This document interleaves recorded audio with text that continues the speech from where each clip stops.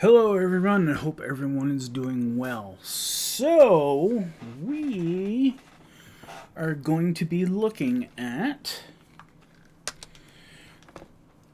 since I went down the rabbit hole,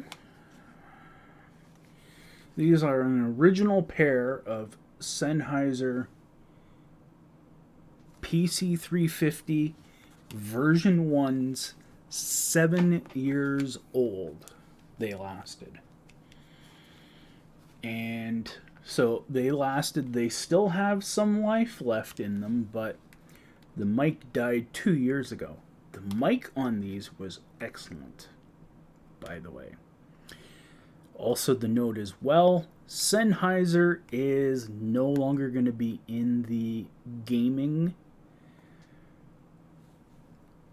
ground for headsets. They are now going to a fully professional hi-fi, which makes sense given that a lot of the headphones that people are using are like regular over-the-ear headphones like this that don't have a mic. And you can buy a mod mic, which sounds as good as what the stock headphone did on this for like $40, so you can get a higher quality headphone and go from there. So, in case I didn't say it, which I didn't, there's the purpose of this video is my experiences and impression observations of the difference between over-the-head earphones and in-ear monitors. So, quickly said, these are Sennheiser PC350s, as I mentioned and showed. They're generation 1. I think they're up to generation 2 or 3 now.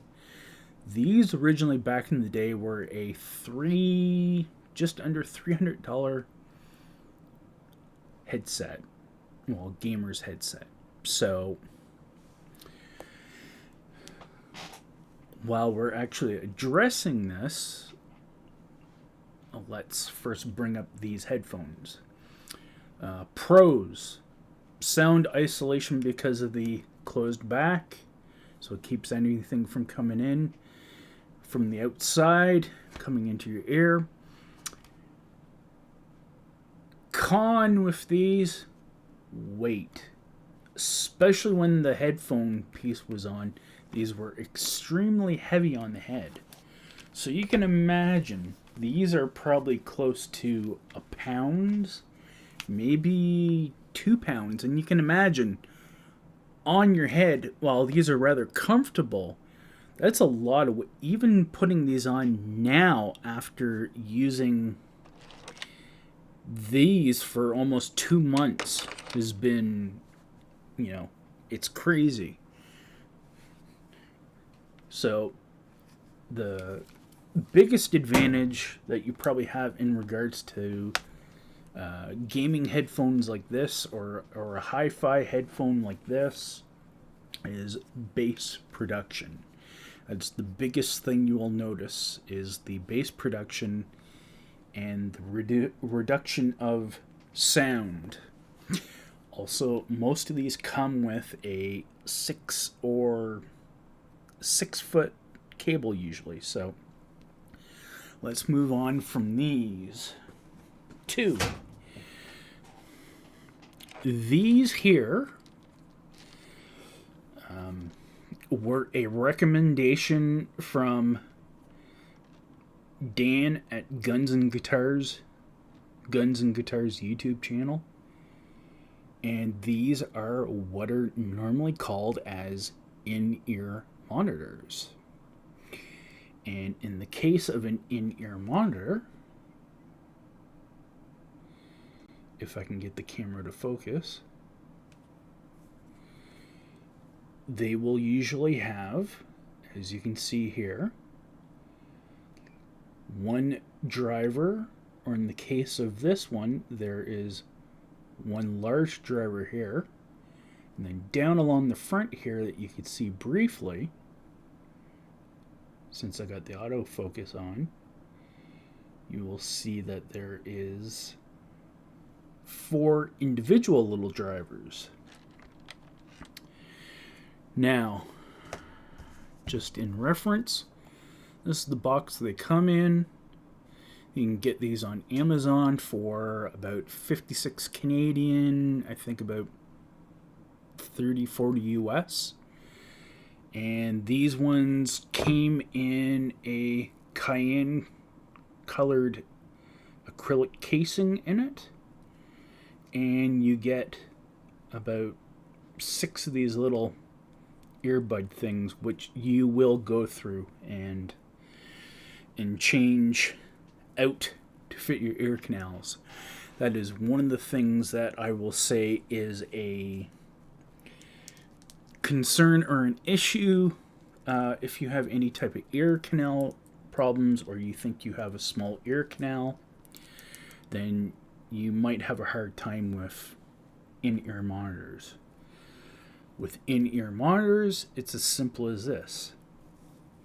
Hooks around the back of your ears, round to the front, and then goes in like that, and so, and voila. First up, the only major downfalls with in-ear monitors are, again, cord length. You will be required, especially if you're using your computer, to get a longer headphone extension, get something of a better quality like this one I've got. So that's an additional maybe $10 on top of the price of these. So that, and the other thing is you're not going to get the big bass low end that you normally would through a larger woofer type over-the-ear headphone. But because this has the one individual driver and then 4, that's right, it has 4 individual micro drivers in it, it's able to do the whole sound spectrum very, very well. Positives.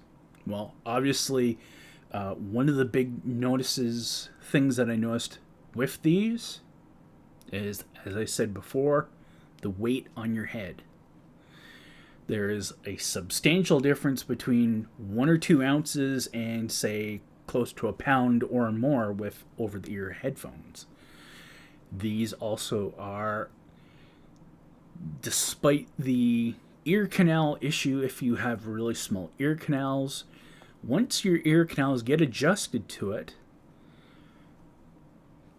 they're actually really comfortable. I've actually wore these for upwards of 12 hours during a day.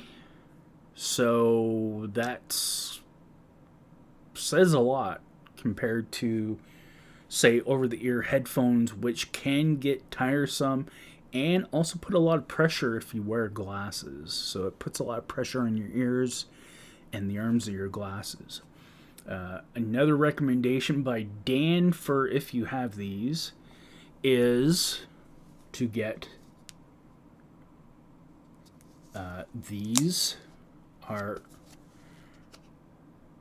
replacement memory foam tips. Now, initially, I didn't have a very good experience with the memory foam tips, but after my ear canals got used to it, it was a lot better of an experience. These will add to the better bass response and seal better in your ear. So as you can see, I've already used these, which were the smaller ones that actually kind of did hurt my ears for a while. You can see them up here, and you can see the different sizes of them right here. These were an additional $10, but if you want a proper seal on a pair of in-ear monitors, or yeah, IEMs, in-ear monitors is what these are called, then you might want to look at the memory foam earplug things. Plus, they actually might make it a little bit more comfortable for you. So, in regards to my actual experiences between the in-ear monitors and the headphones, I would have to say having the 4 micro drivers plus the larger driver in the in-ear monitor actually has led to a better overall sound experience. Now, while I am losing probably, we're going to say 20 hertz and lower bass response in these will go down pretty low, amazingly enough. And at the same time, though, in some of the games like PUBG, some of the music, some of the videos that I've even watched from people, the sound stage difference with these is so much better than with the over-the-ear headphones from Sennheiser, even though Sennheiser is a top brand. So it's kind of mind-blowing to think that a $50, $60 pair of in-ear monitors actually has better sound than a over $200 set of Sennheiser headphones in regards to PC or gaming. But before in PUBG, I would barely get 1 kill a game. Since I've been wearing these things, I'm averaging now anywhere between 2 to 5 kills in a match. So it's a substantial sound difference. Not to mention when it comes to the guitar related stuff, there's a lot more difference, and I'm hearing a lot more definition that I normally would in the over-the-ear headphones. So, it might not be everyone's cup of tea.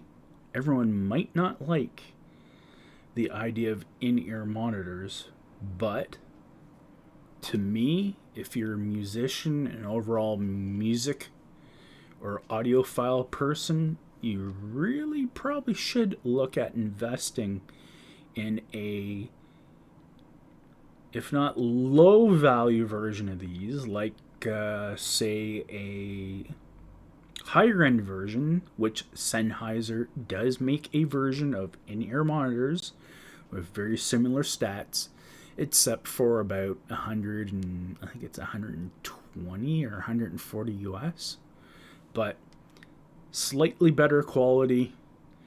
Not that these are garbage. Dan at Guns and Guitars said it right.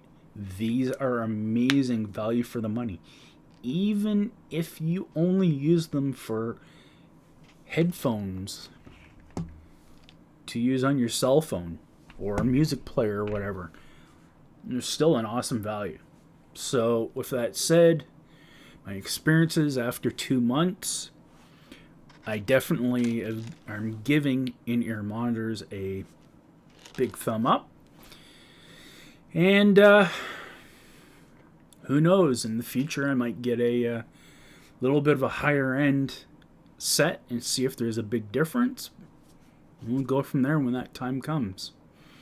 Beyond that, thank you everyone for watching the video, and I hope everyone is well. Talk to you later. Bye for now.